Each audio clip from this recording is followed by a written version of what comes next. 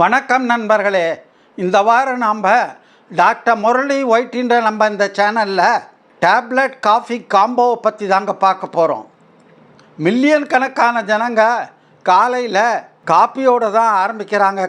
அது அநேக நன்மைகளை அளிக்கிறது, சந்தேகம் இல்லை. அதே நேரம் சில நேரங்களில் அது வில்லனாகவும் வேலை செய்யுது.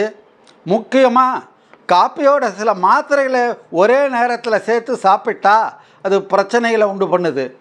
அதெல்லாம் என்னென்னன்றதை பார்க்கலாம்.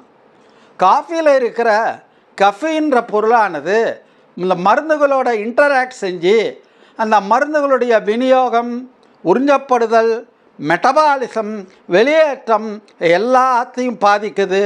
முக்கியமாக மருந்துகளுடைய செயல்திறன், அதாவது எஃபெக்டிவ்னஸ்ன்றது அதை பாதிக்குது.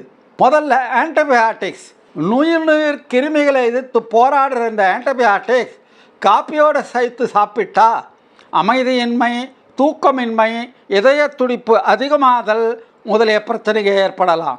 உதாரணத்துக்கு லீவோஃப்ளாக்சின், சிப்ரோஃப்ளாக்சின், டாக்ஸிசைக்ளின் போன்ற மருந்துகளை காப்பியோடு சாப்பிட்டா. ரெண்டாவது ஒவ்வாமை மருந்துகள், அலர்ஜி மருந்துகள். சில நேரங்களில் இந்த ஃபெக்சோஃபெனடின் வகையிற அலர்ஜி மருந்துகளை காப்பியோடு சேர்த்து சாப்பிட்டா மத்திய நரம்பு மண்டலத்தை அதிகமாக தூண்டி அமைதியின்மையை உண்டு பண்ணலாம். ஆகவே இந்த காம்போவை தவிர்க்க வேண்டும். ரெஸ்ட்லெஸ்னஸ் உண்டு பண்ணும். மூணாவது தைராய்டு குறைபாடுகளை சரி பண்ணுற மருந்துகள், ஹைப்போதைராய்டிசம் மெடிசன்ஸ். லீவோதைராக்சின், உதாரணத்துக்கு எல்ட்ராக்சின் போன்ற மருந்துகளை காப்பியோடு சாப்பிட்டா அவற்றின் உறிஞ்சுதலை பாதியாக குறைச்சிடும். ஆமாங்க, எஃபெக்டிவ்னஸ் பாதி ஆயிரும். ஆஸ்மா மருந்துகள், தியோஃபிலின் போன்ற மருந்துகளை ஆஸ்மா, சிஓபிடி, நாட்பட்ட நுரையீரல் அடைப்பு முதலிய நோய்களுக்கு சாப்பிட்றது. காப்பியோடு இந்த தியோஃபிலினை சேர்த்து சாப்பிட்டா மருந்தினுடைய செயல்திறன் குறையும். மூச்சுக்குழாய் தளர்ச்சி உண்டாகலாம். வாந்தி, குமட்டல், படபடப்பு உண்டாகலாம். சர்க்கரை நோய்க்கான மருந்துகளை காப்பியோடு சேர்த்து சாப்பிட்டா அவைகளின் செயல்திறன் குறையலாம். சர்க்கரை நோயினுடைய அறிகுறிகள் அதிகமாகலாம்.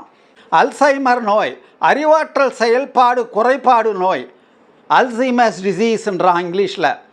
மில்லியன் கணக்கான மக்கள் 60லேருந்து 65 வயசுக்கு மேலே இருப்பாங்க இந்த அல்சைமர் நோய்க்கான மாத்திரைகளை சாப்பிட்றாங்க. இந்த மாத்திரைகளை காப்பியோடு சாப்பிட்டா மருந்துகளுடைய எஃபெக்டிவ்னஸ் குறையும்.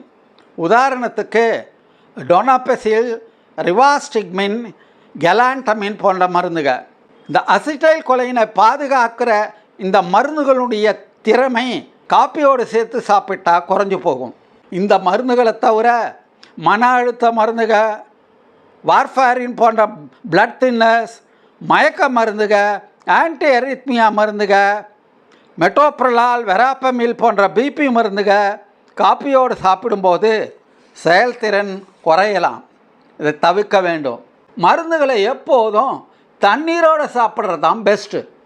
காப்பி சாப்பிட்ருந்தா கொஞ்ச நேரம் வெயிட் பண்ணி சில மணி நேரங்கள் கழித்து தான் மருந்தை சாப்பிட வேண்டும்.